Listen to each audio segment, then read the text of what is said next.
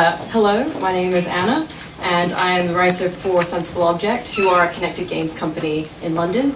And yeah, this talk is going to be about writing for voice. So anything to do with Google Home, Amazon's Alexa, all of those smart speaker type stuff.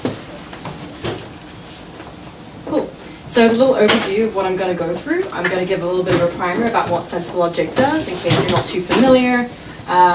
Then I'm going to go through the ideal and reality of how smart speakers work currently, the ideal and reality of smart speaker users, because users aren't perfect either. Then, after you've considered those, I'm going to go through how we can adapt to those circumstances to make interactions for users as smooth as possible. And then finally, kind of tying into that, how to give the voice that you're writing an interesting and engaging personality. So to start with, what does Sensible Object do? So Sensible Object makes games which are part physical and part digital, kind of melded together. So the one that's most relevant to this talk would be When in Rome. In this game, you split into two teams, and then the players race around this game board, answering questions about the cities on the board, and whoever gets the most questions right wins the game, essentially.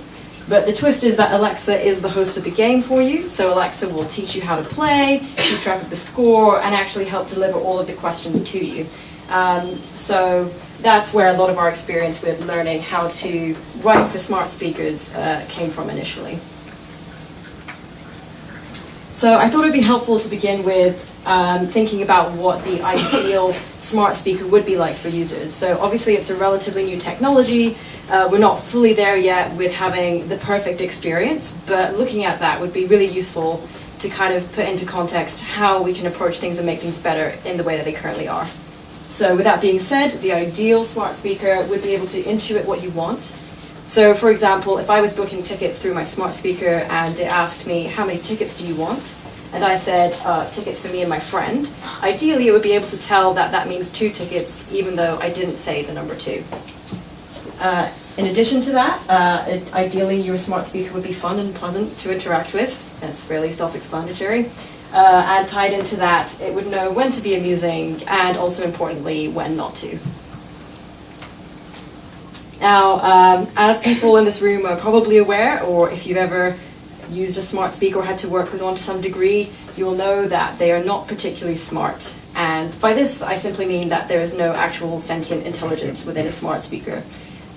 So this might sound like a really obvious fact, but it's actually, I found, very useful to keep in mind whilst developing and writing for the smart speaker, because it really makes you focus on the way that you frame your interactions, because you kind of have to make that illusion feel real for the user as you're writing those sort of things. So with that being said, here we are at the reality of smart speakers. Like I said, obviously they're still being developed, still relatively early stages compared to other technology that people are used to. So it's only natural that they're not going to understand you all of the time. And a large part of that is down to the fact that they don't understand you in the same way as a human. So going back to the example I was giving before about the tickets, if you said, oh, I want tickets for me and my friend, you haven't actually said the number 2. And that's kind of implied information that another person would easily understand, but unfortunately smart speakers wouldn't be able to unless you as a developer went out of your way to specify me and my friend means 2. And if you had to do that for every interaction that you were trying to account for, you would just go insane. That's just way too many. So because that sort of stuff can be a little bit tricky when an interaction doesn't go exactly as a user wants, unfortunately the smart speaker can come across as a little bit tedious and annoying sometimes.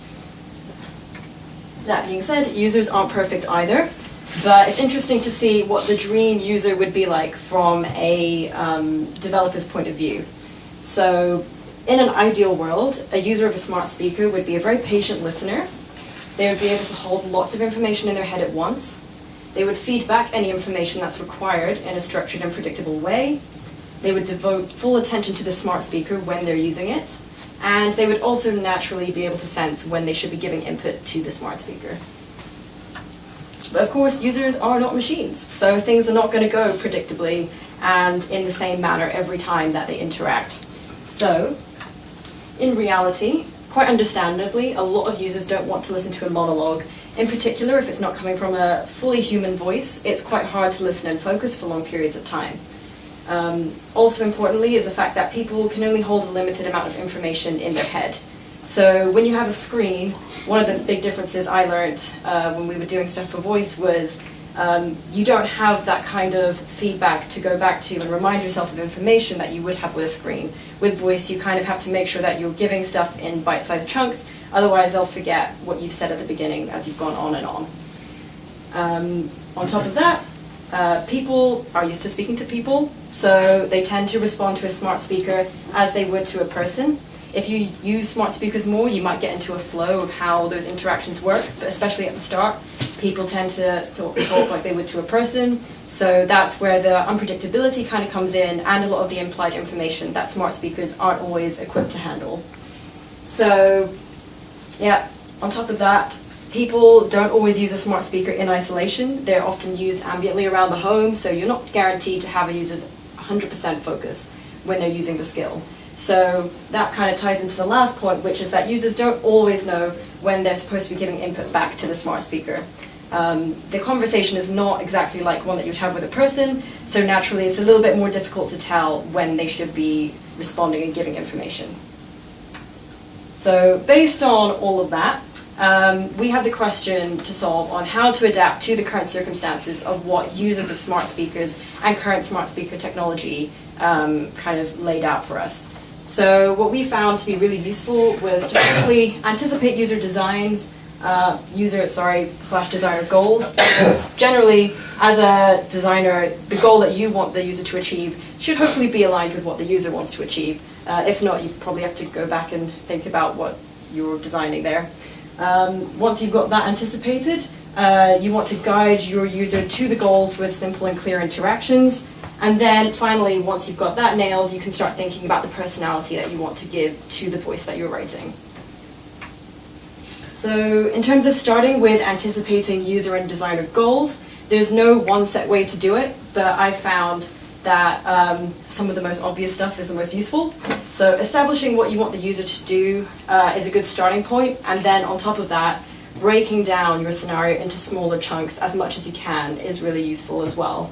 So when we were designing When in Rome, for example, at the beginning of the game, one of the goals that we wanted was for the players to decide on their teams and get started with the game, which sounds pretty simple, but actually you could break that down further into the users getting into teams, confirming they're ready, deciding which is team red, which is team blue, etc. So the more you break it down, the less likely you will be to be overwhelmed when you're trying to write out the interactions for yourself. And that kind of attaches to the idea of starting with a happy path, so don't jump in trying to solve all the problems beforehand. It's easier to kind of do that once you've nailed the ideal interaction first. And then for me, what I felt was the most important step is to run through your written interaction aloud, either by yourself or ideally with other people. So this doesn't have to be something that you've scripted and you're running through the device. This can literally just be a script that you've written on some paper. But as soon as you say it out loud, you'll automatically feel an instinct as to what you would give as a response to a question or a statement that you've written down. And if the instinctual response you're giving doesn't match what your device is currently catering to, you either need to coordinate with the developers to make sure that that's captured, or you need to reframe the way you've written things so that you actually have an interaction that goes the way you want. So these are a few rules of thumb that I kind of followed throughout writing for When in Rome and WordMine to make sure that the interactions went as much as they could how we wanted them to. So the first one is to end on a question when you want user input. So this kind of relates to the point where people can't always tell when they need to give feedback to the device. So for example, from one of our games, if you have the option to say you're ready or ask for more time, we're not just going to leave them with those two options. We want to prompt them and ask them, what do you want to do? So they know, yes, I definitely have to give a response now. So yeah, we wouldn't just leave them with the two options like that because it's not as clear. Another thing that's useful is, just as a general rule, not to provide more than 3 options in one user interaction. If you've really got loads of options that you want to give, see if you can break them down into smaller chunks so that they can follow up on the information that you were giving before. Otherwise, if you give loads of options at once, people will have to repeat the same little bit of the flow again and again to remember everything that you've told them. On top of that, this one seems straightforward, but it's really useful, don't include redundant details. So, example here is, if you want to ask the player if they want more time, you can just say, tell me if you want more time. You don't have to tell them the exact phrasing, tell me Alexa, more time. And this kind of comes through with testing it in person. As soon as you start saying the flows out loud, you'll know when the information is a bit too much and you can cut it back. And this is super useful because then you're keeping everything nice and concise, so you're able to hold the user's attention for a lot longer. That being said, interactions don't always go according to plan. And when you have an interaction that's a little bit more confusing, it's really useful to give a little bit more elaboration at that point, so that users know how to move the conversation forward. So, as an example from When in Rome, you can only choose cities that are listed on the game board when you're in the game. So if somebody chose a city that's not on there, it would be helpful to tell them, make sure you're telling me a city that's on the board. It takes a little bit more time, but it's a lot more easy for the user to understand what they need to do next, other than just saying, no, I didn't get that. So finally, I thought I'd just touch a little bit upon adding personality to your voice. And I thought it was interesting to note that actually you kind of have to do it. So James Giangola, who is head of conversation design and persona at Google, noted that they ran tests with voices that were supposed to be neutral, so to speak. But when they didn't actually come across as neutral, because people are just so trained to glean personality and insight from a voice that they actually came across as negative, so they kind of scored as boring, unhelpful, and kind of just more general negative traits. So unless you wanted to go for a voice like that, in which case, more power to you, it's generally best to actively think about the personality you want to cultivate in order to make sure that people positively receive the skill that you're writing. So there's no one set way to go about creating your personality, but some starting points that I found useful were firstly to think about the experience you want to give your users. So with When in Rome, we wanted to make a game that was a little bit quirky, a little bit funny, a little bit tongue-in-cheek at points. So we decided we wanted the voice of the host to be a little bit witty, sometimes a little bit sassy as well. That being said, just because you want to add personality, it doesn't mean that the voice has to be human, so to speak. So again, with the Google Assistant, people working on it decided that it should be able to speak like a human, but it should never pretend to be one. So obviously when you look at a smart speaker and when you're interacting with it, it's pretty obvious that you're not interacting with another human being at this point. So since that's the case, if you try to play up the human aspects a little bit too much, sometimes, especially if the flow isn't actually that smooth, it can impact you negatively. Users get a little bit more frustrated because there's kind of like a dissonance between the device trying to be human but seemingly not being able to do the human functions you would expect of a person. So you can definitely add personality without trying to make it into an actual human being in your house. And if you're stuck trying to come up with ideas at the beginning, I've always found coming up with a backstory or a kind of broad world that the skill and the speaker kind of reside in is really useful in terms of a jumping off point to come up with a personality. And it's also useful when you're trying to get the rest of the team on board with the ideas you have as well. So I don't know if this presentation is linkable later, but I have a few more points if people ever want to check out how to write for voice in more detail. Otherwise, thank you for listening. If you want to hear more about voice, I'm on Twitter, and our company is Sensible Object.